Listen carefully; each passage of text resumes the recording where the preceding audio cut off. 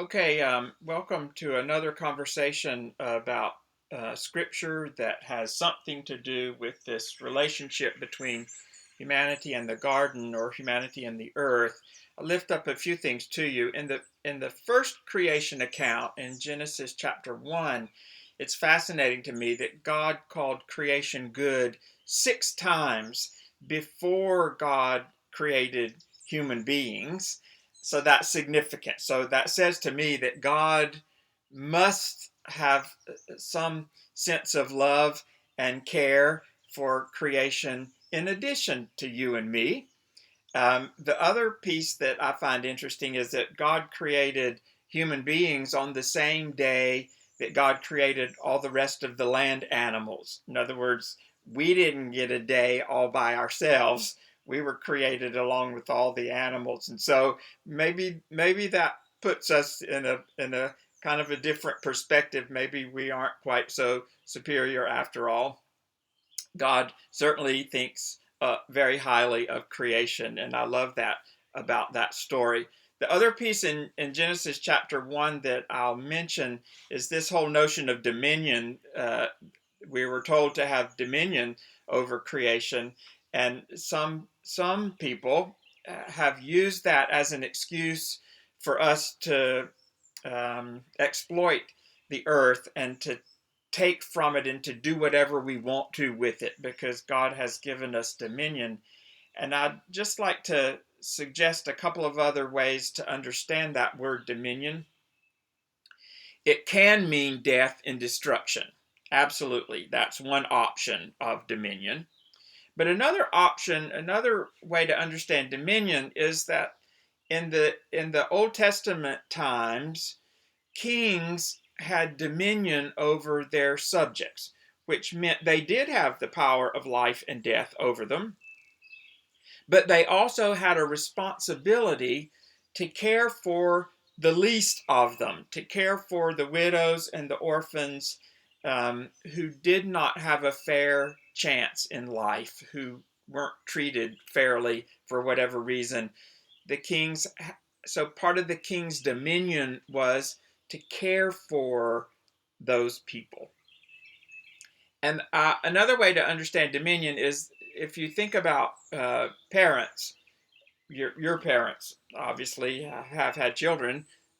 When when a child is first born, an infant baby, the parents have complete dominion over that child. The parents have the power of life and death over their children when they're that tiny, when they're that young. So they have dominion over their children. But that dominion means they want what's best for their kids. They want all of you to grow up to be bright and healthy and happy children and adults. So dominion can also mean love for and care and concern for. I reject that first understanding of dominion that would give us permission to do whatever we want to with the earth. I reject that definition based on what the rest of the Bible has to say about this relationship between humanity and the earth.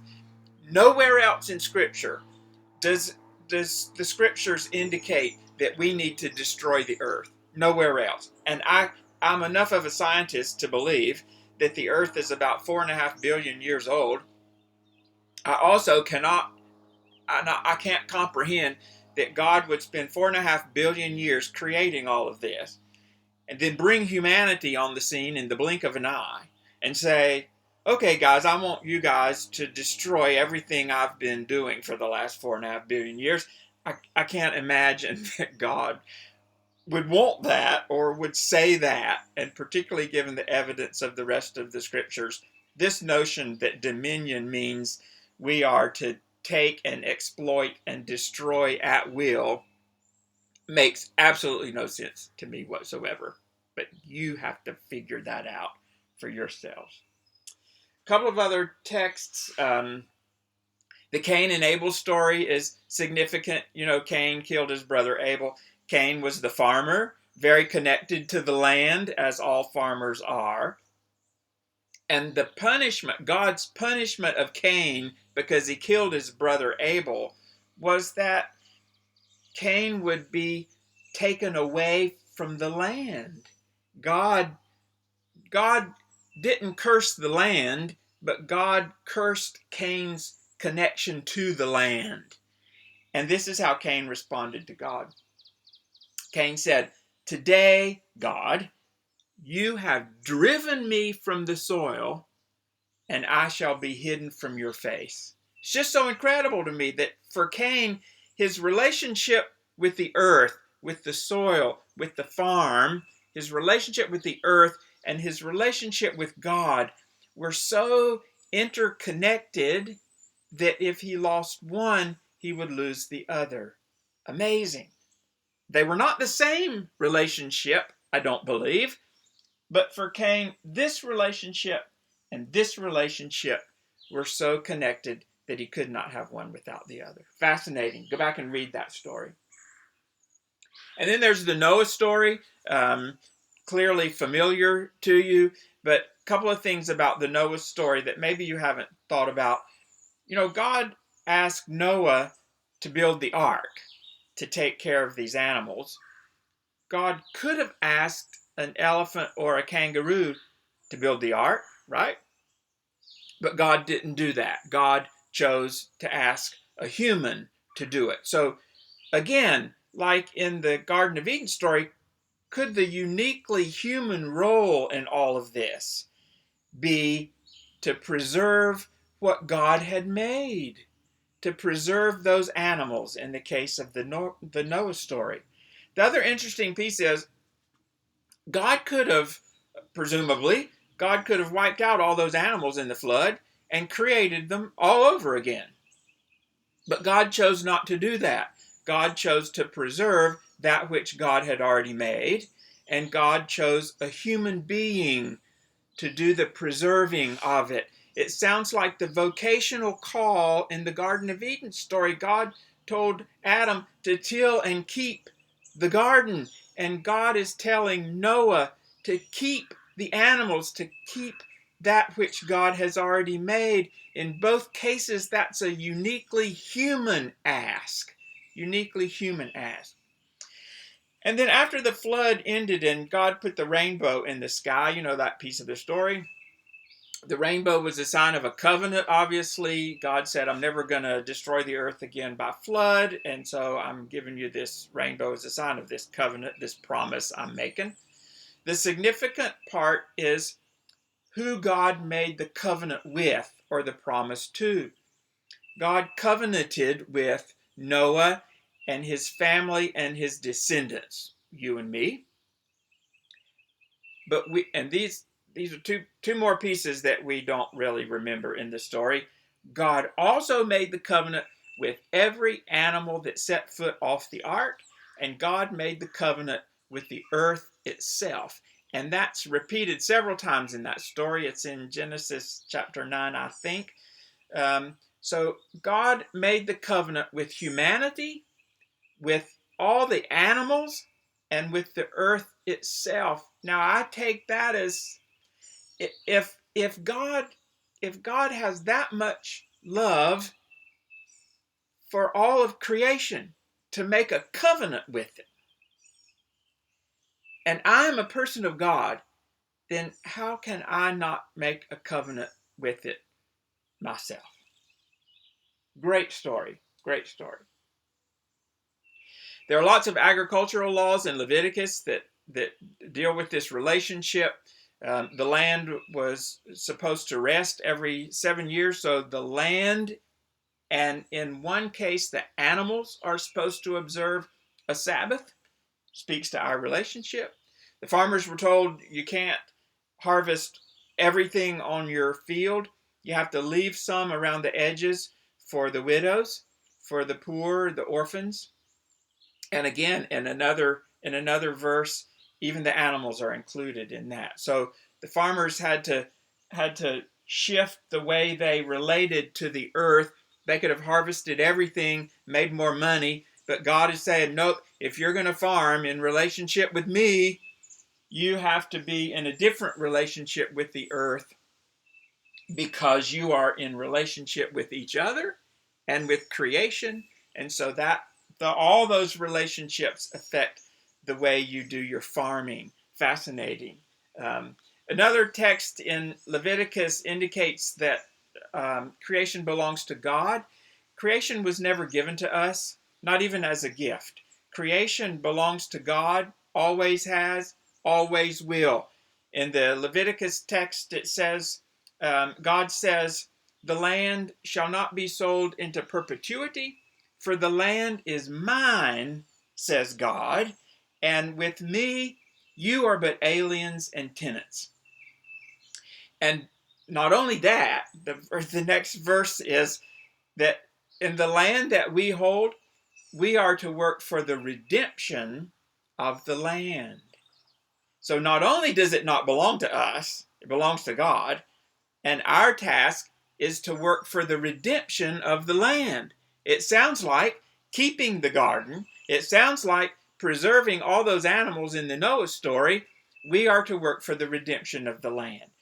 What that means maybe is sort of up for grabs, but I think in my mind it means restoring a forest, for example, to its natural state, and somehow redeeming this relationship between humanity and the earth. When we have done damage in terms of this relationship, how can we make it right again? That's what redemption is all about.